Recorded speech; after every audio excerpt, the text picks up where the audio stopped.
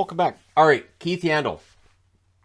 So for Yandle, he is retired. He is the current NHL Ironman. We will get to the Ironman streak during this video and discuss it a little bit, but I want to talk about his career. 105th pick in 2005 by the Arizona Coyotes. Going to go out on a limb and say, pretty good pick at 105th in Keith Yandle. Yandle was a really good offensive defenseman. Makes his debut in the NHL in 06-07 with the Coyotes. 7 games played, 2 assists. So a quiet start. 2007-2008 as he's being slowly introduced to the lineup. 43 games played, 5 goals, 7 assists, 12 points. The 5 goals tell you he has a good shot. And 2008-2009, while his goals fall back a bit in 69 games, he has 4 goals to go with 26 assists and 30 points. So there's the points production. And the Coyotes, a team that, are looking for some success and they could use some offense from the point. And there's Yandle. 2009-2010, 82 games played. He was into the streak now. 82 games, 12 goals, 29 assists, 41 points. Interestingly enough, that 12 goals, a career high. It's the most he scored in a season. In the playoffs, 2 goals and 3 assists for 5 points in 7 games. The Coyotes make the playoffs that year. 2010-2011, in 82 games, he has 11 goals, 48 assists for 59 points. He adds 5 assists in 4 playoff games. He was 5th in Norris voting. It's the only time he was top 10 in Norris voting in his career, and he plays in his first All-Star game. 2011-2012, he would make another All-Star game appearance. In 82 games played with the Coyotes, 11 goals, 32 assists, 43 points. The Coyotes go on a run in the playoffs that year. He has a goal and 8 assists for 9 points in 16 playoff games. And it's remarkable how well he's playing and how little attention he seems to get. And again, it's easy enough to have that happen when you're playing for the Coyotes. It is easy to have that happen when you're playing for the Coyotes. It's a little bit more difficult now with social media and everything being as all over the place as it is for a player to have an under-the-radar season. But I really felt like he was underrated at that point in his career. 2012-2013 in 48 games, 10 goals, 20 assists for 30 points. Lockout shortened season, so he played every game there with the 48. 2013-2014, 82 games, 8 goals, 45 assists, 53 points. Excellent offensive numbers. He's in the lineup every night. Sure, there might be some defensive inconsistencies here and there, but it's easy to overlook when your defenseman has over 50 points. 2014-2015, this would prove to be his final season with the Arizona Coyotes. 63 games, 4 goals, 37 assists for 41 points. And March 1st, he is traded to the New York Rangers. He is traded with a 2016 fourth, as well as Chris Summers. Summers was a player I liked. He just never made it at the NHL level. In exchange for a 2015 second, which became Oliver Shillington, so that was traded to Calgary. A 2016 first, which was traded to Detroit. They selected Cholowski. And Anthony Duclair and John Moore also picked up by the Coyotes in the deal. They did pretty well here. So the Coyotes get a lot of assets in exchange for Yandle and, a middle round draft pick in Summers. But the Rangers pretty happy with the trade out of the gate. He plays 21 games with the Rangers after the trade, meaning 84 games played that year. 2 goals, 9 assists for 11 points, so 52 points altogether that season. And then in the playoffs, he also scores 2 goals and 9 assists there, only taking 19 games to get to that mark. So for the New York Rangers, nice long run. It was shortened by the Tampa Bay Lightning, who beat him in the conference final, but it was fun.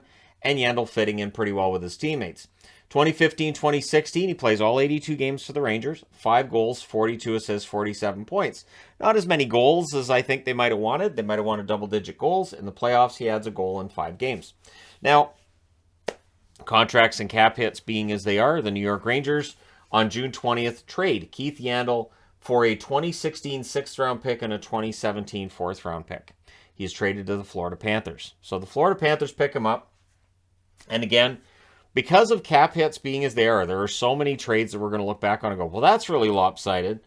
The cap's going to have to be taken into consideration with all of them, isn't it? But at any rate, he becomes a Florida Panther, and in 2016-2017, in 82 games, 5 goals, 36 assists for 41 points. So it's a drop in points from the year before, but his point totals go back up in 2017-2018. 82 games played, 8 goals, 48 assists for 56 points. So tremendous season for him there. And then he gets even better in 2018-2019 points-wise. 82 games, 9 goals, 53 assists for 62 points, and he's an all-star. And so while, yes, the defensive side of his game had some issues here and there, he's an all-star.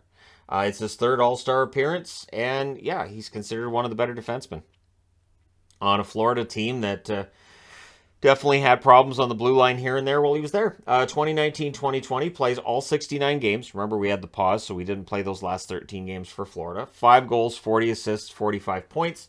Plays 4 playoff games and has 3 assists. Then the rumbles come out that Joel Quenneville wants to bench him. That was the rumor before the 2020-2021 season got started. That they were going to bench him. He was going to be a healthy scratch. When was it going to happen? And of course, the controversy about that was he was getting really close to being the Iron Man for the National Hockey League. So this is where Iron Man streaks can be a double-edged sword. Yes, you can be in the lineup every night, but it can be a situation where the team may not want to play you, and it may lead to things not necessarily being entirely comfortable. Well, his points totals drop back a bit. 56 games, 3 goals, 24 assists, 27 points. In the playoffs, he adds 2 assists in 3 games. And then July 15th, Florida bought him out. Florida bought out the final 2 years of his contract. There was a no movement, no trade in place. So they actually, and there had been discussions about Yandle being on the trade block well before that. So Florida likely exhausted all trade opportunities and ventured down any avenue they could in order to try to trade him. But it just didn't work out. So July 15th, he's bought out, and it takes less than 2 weeks before the Philadelphia Flyers sign him. And so he signed as a UFA on July 28th. We had no idea what was to come. We had no idea that the Philadelphia Flyers were in for an absolute nightmare season, and Yandle would be caught in that. Yandle had a rough final year. 77 games played, 1 goal, 18 assists, 19 points. And that's really a big part of the story as well, that the Philadelphia Flyers, who were well outside of the playoffs, decided to rest Keith Yandle, make him a healthy scratch, which ended that Iron Man streak at 989 games. And so the division was there. I understood why they made him healthy scratch at the time.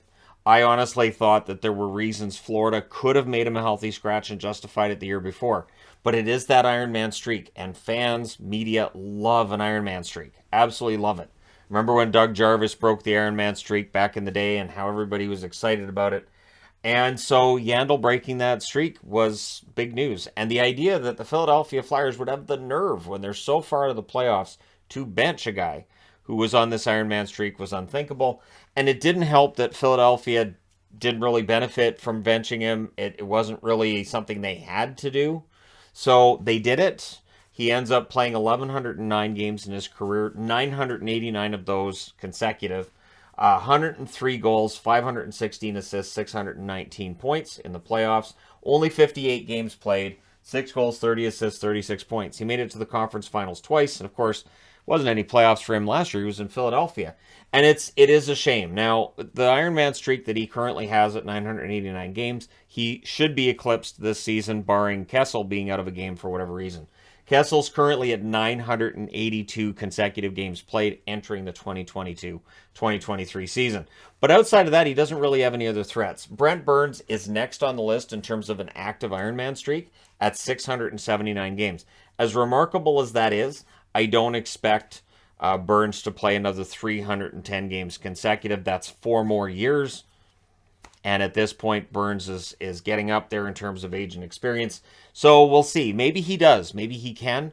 But at any rate, Keith Yandle, the current NHL Ironman, and deserves a lot of credit for staying healthy through some rough seasons. And the fact that, we went through 2020, 2021, where almost everybody missed a game, and he didn't.